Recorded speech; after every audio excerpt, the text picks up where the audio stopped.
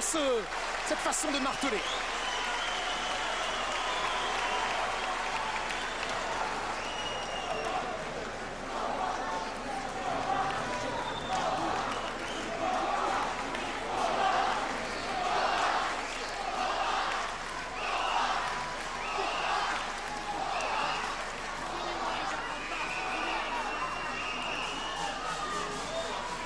Regardez directement ce coup de genou qui est arrivé sur le plexus de Benoît. Ah oui, il a marqué un temps d'arrêt. Les connexions synaptiques tout d'un coup se sont demandé ce qu'il se passait.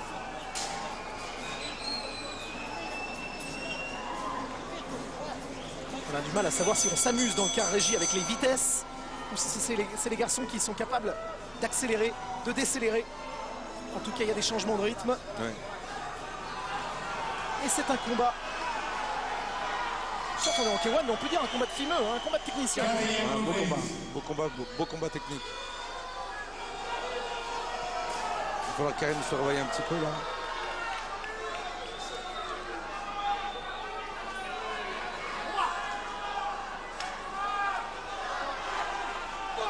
C'est toujours beaucoup de pression de boxer pour une ceinture.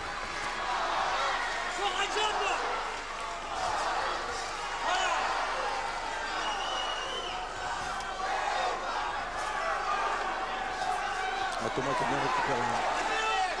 Les deux hommes qui enclenchent pratiquement en même temps à chaque fois. Karim Benoît qui tente de répondre. Attention, cette saisie, cette projection ne sera pas autorisée. Interdit. On est réprimandé. C'est dommage, c'est dommage. La boxe taille eût été plus complète.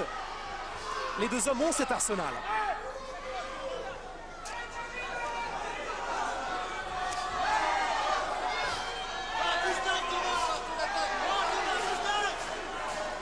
Benoît provoque, garde basse. Balle droite.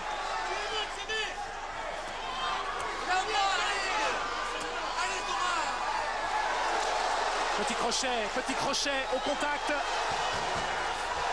C'est le moment fort pour le challenger. On se provoque, à toi, à moi. Les deux hommes sont en train de se parler. Attention à ne pas tomber dans la provoque chez Benoît. La garde basse, s'il prend un uppercut, ça peut faire mouche. Et il se réveille Karim là. Il se monte les nerfs tout seul. Il se motive. Adamandopoulos ne va pas tomber dans le panneau.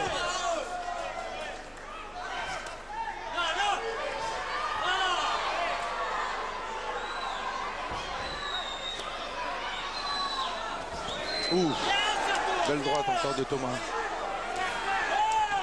Beau crochet de Thomas.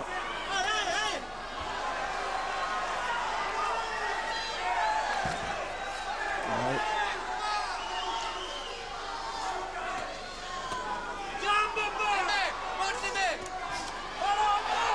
Quelle expérience de Elie Dida. Il a laissé passer l'orage.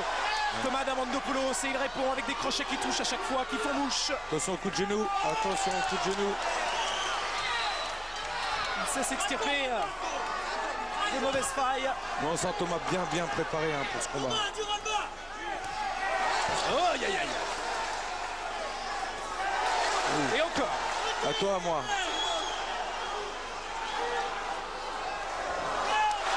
Si le public était somnolent, les Marseillais se réveillent.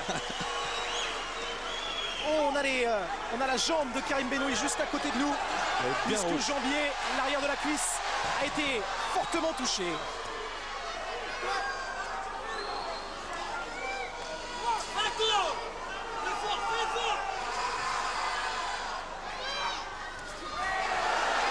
On veut en finir avec un coup dur. Coup de genou sauté là de Karim.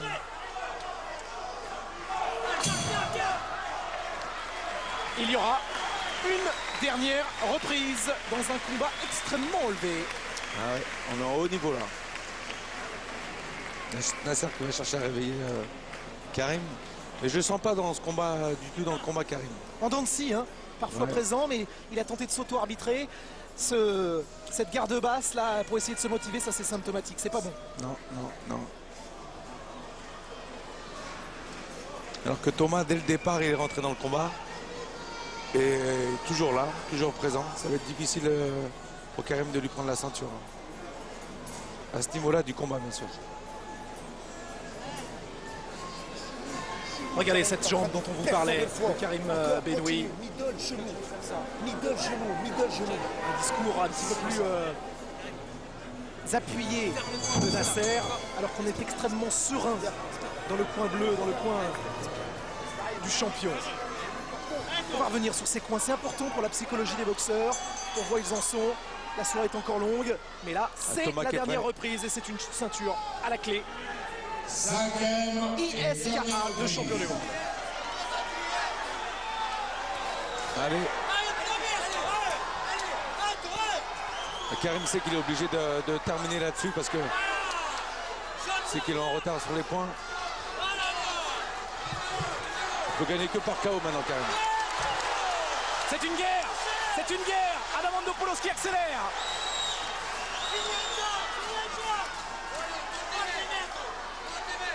Karim qui va aller chercher le KO là. Toujours pas facile de chercher un KO. Hein. Souvent on le trouve pas. Et oui, et ça montre qu'il est en retard. Ça semble être davantage un déséquilibre. Ou alors est-ce qu'il a été surpris? Fatigue, un blocage. Les deux hommes ont goûté au tapis.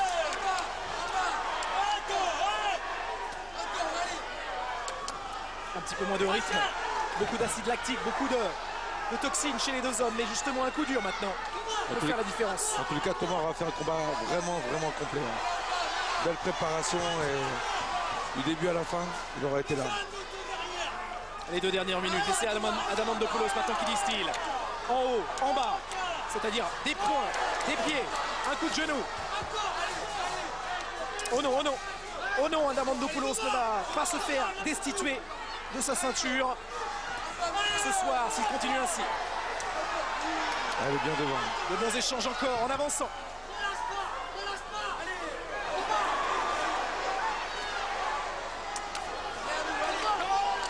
Allez, saisi, interdit. Je pourrais tricher, hein. Je pourrais tricher en vous disant que j'ai l'œil pas loin des juges et qu'a priori pour l'instant, même s'il y a ce coup de poing retourné, le champion doit mener d'au moins 2 rounds.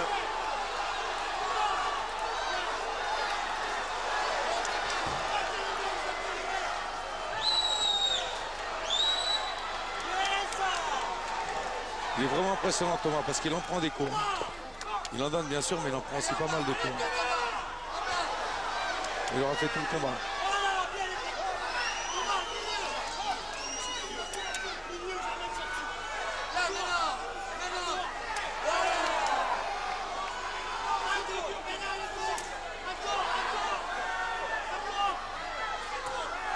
Allez Karim. C'est maintenant ou jamais. Fatigué tout le monde. Les 15 dernières secondes. Adamandopoulos qui réclame à son adversaire de boxer, de ne pas avoir les bras ballants. Il lui demande de faire le taf, de faire le boulot. C'est ce que va faire Adamandopoulos. Ok, tu veux que je fasse le boulot en champion? Eh bien les 5 dernières secondes, je vais te les donner. Et c'est terminé. Le point levé pour Karim Benoui, mais la victoire sans doute pour cet homme, Thomas Adamandopoulos, avec la décision des juges dans un instant. Beau combat. Hein.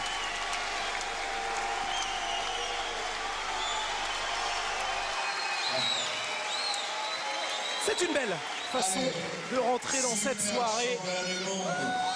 Alors je vous le rappelle hein, pour les néophytes, le système de pointage, 10 pour le vainqueur d'une reprise, 9 ou moins pour l'adversaire déchu. On multiplie tout ça par 5, potentiellement 50 points donc pour le vainqueur, ou moins. Voilà, pour remettre les trophées de ce champion du monde, je vais demander à monsieur Maurice Innocera, délégué au sport, aux grands événements et grands équipements de l'île de Marseille, de bien vouloir monter sur le ring, monsieur Maurice Innocera. Également à monsieur Henri Gimayel, délégué au sport du Conseil général des Bouches-du-Rhône et député, et à monsieur Ami Assouli, délégué au grand événement pour la région de Provence à Côte d'Azur.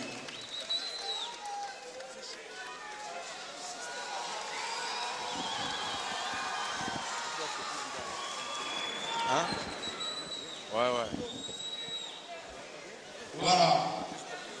Et on va faire monter aussi sur le ring le président de l'ISK. Ouais. Donc, nous découle ce championnat du monde, monsieur Alain Carleron.